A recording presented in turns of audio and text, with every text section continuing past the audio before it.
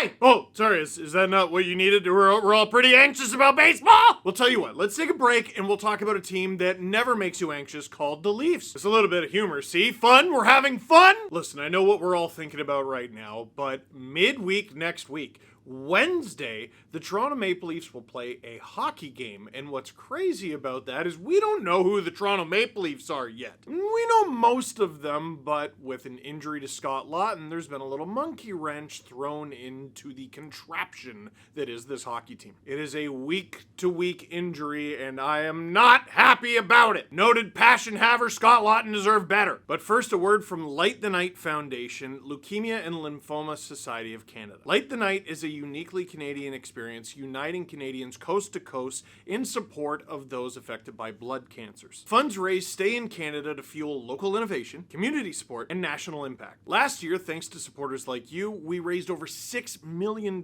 in support of blood cancer research and support programs. This year, with your help, we can make an even greater impact. Be part of an unforgettable evening full of hope, celebration, and entertainment for the whole family. Register, form a team, or donate at lightthenight.ca. That's lightthenight.ca. Walking together for the blood cancer community. Now, at the time I'm shooting this, because I can't handle playoff baseball. You think I can't handle playoff hockey? I can't handle playoff baseball. What, don't you like it? Oh, I like it! I like that. That's part of the problem. So, there's still a preseason game to go, although, the roster is almost entirely Marlies.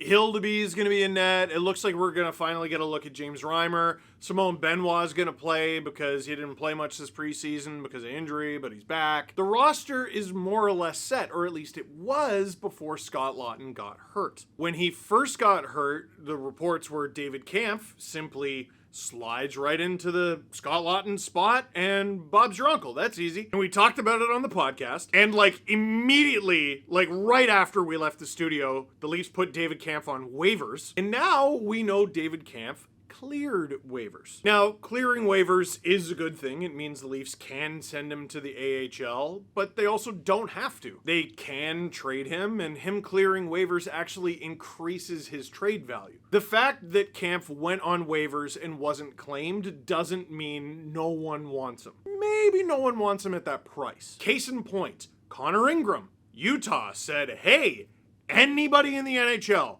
do you want Connor Ingram? Here he is on waivers. 31 other teams said, no, we don't. Except the Oilers called up and said, well, actually, yeah, we do, but can you retain some salary on him? Utah went, yeah, okay. And now he's an Oiler. He got traded for future considerations, but he got traded. Oilers get a goalie who might end up working out for them, and Utah doesn't have to pay him anymore. Well, except for what they retained. But they don't have to pay most of his deal. If you want my guess, I think the Leafs might make a move tomorrow. As James Myrtle telegraphs in this tweet, there's guys on waivers today. Tomorrow is going to be a huge waivers day. The Leafs could claim somebody, but it's far from a guarantee. They won their division last year, so they're not in a great spot in terms of pecking order for the waiver wire. Realistically, more along the lines of what I'm thinking is over the next few days, with a little bit of clarity for who is and isn't available on waivers, who clears and who doesn't,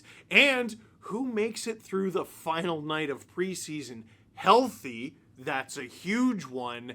Then they'll make their decision. But what we learned this morning is that it's not as simple as just slotting in David Kampf into where Scott Lton was, because Craig Berube has changed the whole thing. Here's what Mark Masters had, and you have to take this with a grain of salt because some players are in this lineup because others were playing tonight. This is not a one-for-one look at what it's going to be, but there's some quotes here too. First line, Nyes, Matthews, Michelli.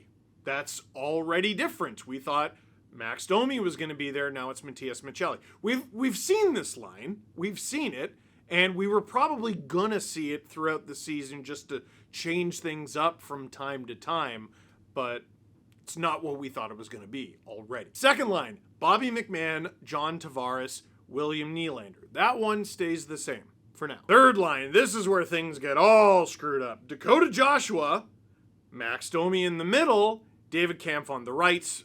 David Kampf, I don't think, has ever played on the right wing in the NHL, and he's never done it for the Leafs, and if he has, it was for like 5 seconds. I think he's purely there as a placeholder. I wouldn't overthink that. But Joshua and Domi, that's a thing. Then there's the fourth line. Steven Lorentz, Nick Waugh, and Bo Gruel. I didn't know that was his name, by the way. I talked about him when the Leafs signed him in July. Benoit Gruel.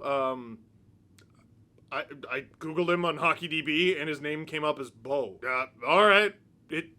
He's young. He's a very good AHL player. He's played 65 games in the NHL. Hasn't scored, but he can definitely fill in as a depth center if need be. And if you don't think so, well, you're wrong. That's why the Leafs signed him. Like, here's the thing. I think Scott Laughton's a really good player. I think he's a luxury at fourth line center, and he can kill penalties, obviously. But at the end of the day, you penciled him in as your fourth line center, and you signed guys to NHL contracts to fill in for this occasion when guys on your fourth line get hurt. That's why you signed Bo Gruel and Vinny Lettieri and Travis Boyd and guys like that. Plus, you have David Kampf. You didn't know you were going to have David Kampf heading into today, but now you do. You have him. You have Calle Jarnkrok. He's played center before. I don't think he's a center anymore, but you don't need a center. You put Max Domi there. So now you have Calle Jarnkrok. We need a penalty killer. Calle Jarnkrok does that. We need a guy who can play either wing. Calle Jarnkrok does that. We need a guy who can score, 12 goals. Calle Jarnkrok does that. He didn't do that last year, but he was hurt. Guess what he did before that? That! Plus, oh yeah, Nick Robertson. Right now you got David Kampf, third line right wing as a placeholder. Robertson wasn't there on account of he's playing in this preseason game. You know what we've seen work, at very least in October of the regular season? Not necessarily in the playoffs, but October of the regular season?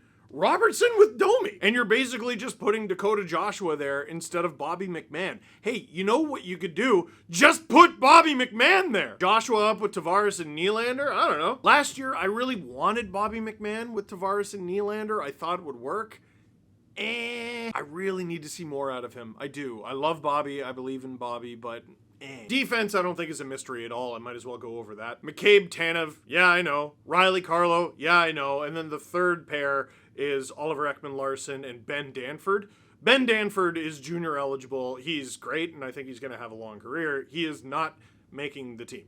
I would be completely stunned. Benoit is playing to get extra reps because he missed some games during this preseason. It's going to end up being Oliver Ekman-Larsson and Simone Benoit. It is going to be the exact same D-core that you saw last year. I guess the main question is who's the extra D? It's going to be Philip Myers, I assume. Again, waiting to see who comes out of this last game healthy. So here's the obvious question to me.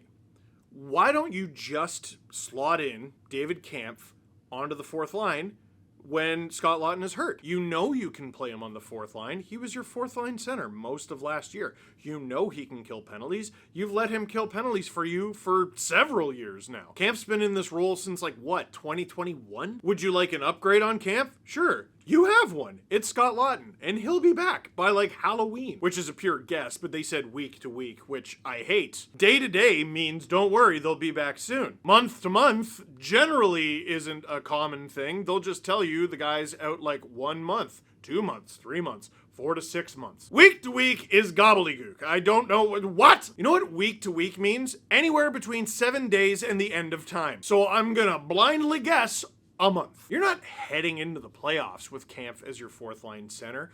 You're hey, can we survive 8 games with him? I think the answer's yeah. But here's why I don't think they're doing that. If they were simply going to do that, they wouldn't have put Max Domi on the third line. To me, it makes absolutely no sense to be our fourth line center's out of action. Let's weaken our first line by moving our first line right winger to third line center. To me, that telegraphs there might already be a move in the works for David Kampf. I don't know. That's just a hunch. But furthermore, it telegraphs that it's easier to replace a winger than a center. They lost a center, and the way that they're replacing the center is by making one of their wingers a center. So then what needs to come into your lineup? A winger, not a center. Calle Jarnkrok can do a little bit of both. I don't love Domi at center. He's done it. He's been okay. Again, it's October. The points matter. The games matter. It's just not the playoffs. Can you get by with something like Joshua, Domi, Robertson, Lorentz, Waugh, Yarncroke? Yeah. Now, before you go, no, you're answering the wrong question. It's not optimal. I didn't ask you, is this the best they can do? Because it's not. My question is this good enough? Yeah. Okay, here's another one. You work out a trade to get rid of David Kampf. You could still use a center. Could you not use Bo Gruel? Now, there is a right answer to this, by the way. Like, this is an opinion. There's a right answer to this. The answer is either, yes, you can. That's why we signed him. Or, no, you can't. I'm not sure why we signed him. Again, I'm just going to remind everyone, the position that they're currently needing to fill is fourth line center who can kill penalties. Dude, half the guys on this team kill penalties. You know, GMs talk about making mistakes at the trade deadline and on July 1st and how you don't want to do that. I think GMs often make mistakes in the week leading up to the season, the few days leading up to the season. Take a few years ago, Sam Lafferty was a Leaf. He was on an affordable deal. He could play center, he can play wing, but because they were up against the cap, they couldn't afford him, they had to trade him, they sent him to Vancouver for a 5th round pick, and then he went and scored double-digit goals there. What, did he change the world? Was he Gretzky? No, but he was an effective player for them for a 5th round pick. What did the Leafs get out of that? Nothing. They got the ability to use the team that they had. Cap space. No. They didn't have cap space. They simply got the ability to use the team that they had, and they got a 5th out of it. That's it. They don't have to do that anymore. They can hold on to Kampf, they can hold on to Yarncroke, and they still have cap space. My guess is they could probably even sign James Reimer to an NHL contract, which may happen in the next few hours or so, and still have a little bit of cap space. We don't know that. That's a guess. All I'm saying is the Leafs don't need to make that mistake again. In fact, they could be Vancouver in this situation. Imagine the Leafs and Brad Treliving pick up the phone and they're the team calling up other teams going, hey, do you have a guy who can play center and wing who's going to score 8, 9, 10, 11 goals for us for like $1.1 million or whatever it was that Lafferty made? You did your homework this summer. You added to your depth this summer. You can't lose your fourth line center and then start running around like a chicken with your head cut off. I think the solution needs to come from within. What do you think? Leave a comment in the comment box down below. For now, that is it for this one. Thank you very much for watching. Click like if you like this video. Click subscribe if you really liked it. Tell all your friends. Man, there's going to be some really exciting stuff on the waiver wire tomorrow, and you're going to miss it for what? The playoff game against the Yankees?